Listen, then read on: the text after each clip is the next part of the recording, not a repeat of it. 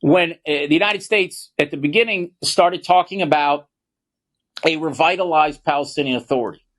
When I first heard the word revitalized, I called up one of my counterparts in the United States, and I say, what does that mean? Revitalized to me means going to a day spa.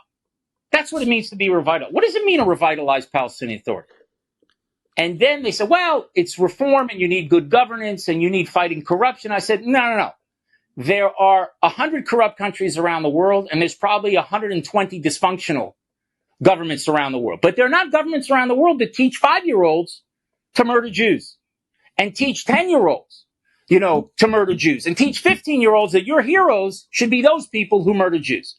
What we need to do is do a deep de-radicalization. And I think if the international community and certainly the United States partners with us, and we have regional partners now, which we didn't have 20 years ago when there was a transition from Arafat to Abu Mazen. They were not there.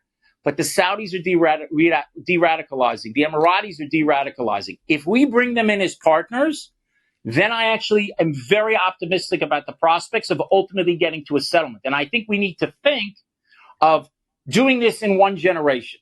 If you think about doing it in a generation, you might get there in 10.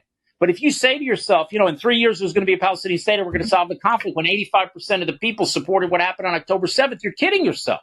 So let's use this opportunity to have a real peace process, something that, frankly, we have not had for 30 years.